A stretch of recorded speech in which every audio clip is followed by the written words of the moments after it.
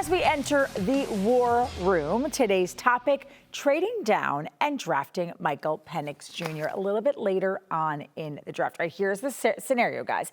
It is draft night. Caleb Williams has gone 1.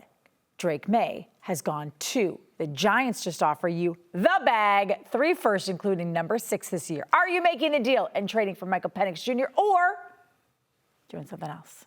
I'm taking the bag. And I've been a proponent of staying there, but if I'm sitting in the war room and Drake Maye is my guy, and he's been my guy, and he goes off the board, and then I'm looking at Jayden Daniels, I'm going, he might be capped out. I mean, really great college career, last 2 years. He weighs about 195 pounds Canadian with an anvil in his back pocket soaking wet. Like, I don't think he's going to be bigger. He wants to run. He's fearless. He gets killed. He does that in the National Football League. He's not going to last more than a half dozen games, and we're going to have to go to the next guy. Penix is a solidly built guy, more athletic than you think, throws the best ball in this draft aside from Caleb Williams, who's going number 1, has played as Ted Johnson, you heard there in the clip, has played a ton of college football, starting in Indiana for a bunch of years, then really blossoming in Washington. To me, if you're going to do this, if you're going to get the bag, he's a pretty good option if I'm looking at my board and saying he might be ready to go right away for me. And I like that idea. The bag's not going to be enough for me, Trenni. I'm taking Jayden Daniels. Okay. I think he is that accurate. I think his mechanics are that clean. He feels like he's ready to go right now. And yes, are you worried about his health a little bit? You should be. Because at 200 pounds-ish and running as much as he, generally speaking, wants to run, that's a bad recipe. Can you teach him to slide? Can you teach him to get out of bounds? I would hope so, because that guy is an explosive play walking. And that's what I want for my offense, especially in today's game, especially in today's AFC, where you have to be that type of explosive play machine to compete with the high-end guys at that position. As the general manager of this football team, I've just fired him.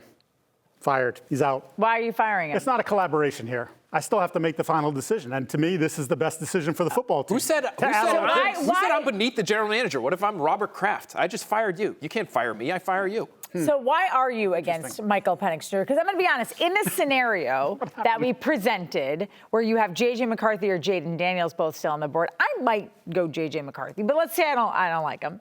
I don't mind trading down to get Michael Penix Jr. because then at least if you don't get him, but you put pieces around him, you might be okay for a while, and then you get a quarterback later on maybe that takes you to the promised land. I just don't love that idea. I like a lot of things about Michael Penix.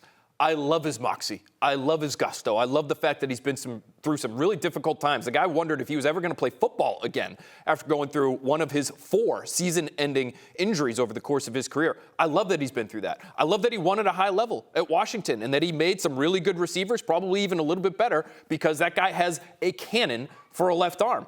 I don't love his medical history. It would scare me if I'm investing in him with a first or second round pick. You're saying this is the future at this position for 3, 4, however many years, and I'm uncomfortable with that based on his medical history. He's also 24 years old, and so his ceiling to improve is not what it is for Drake Maye. It's not what it is for J.J. McCarthy. Both those guys are 21 years old. I also do worry a little bit about Michael Penix's play style, Mike. He is a bombs-away quarterback, and if Bruce Arians was here and coaching this offense, I would say, have at it.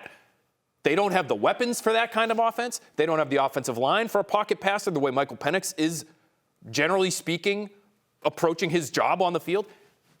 It's not a good situation, and you're not sitting him until the roster gets better because, again, he's 24 years old.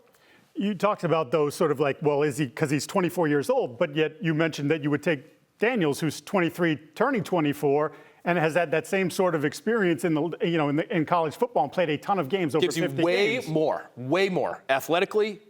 And I would say from a health standpoint, even though he has been banged up, he hasn't had 2 ACLs in the same knee. Do you feel like he's close to his ceiling?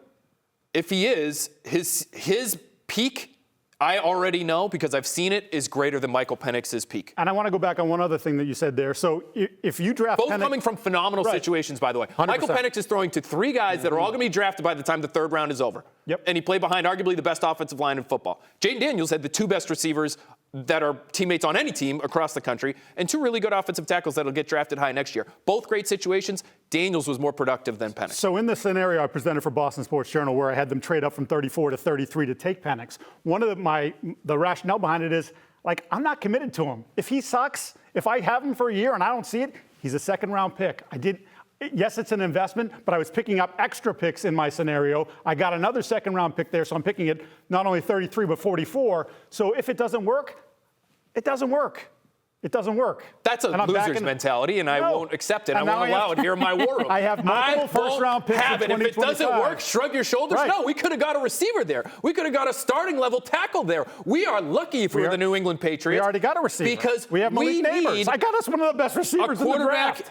Congratulations. Okay, yeah. but you still need a left tackle. I got Paul. What, in the third round? No, I traded up to 52. Okay, you and your trades.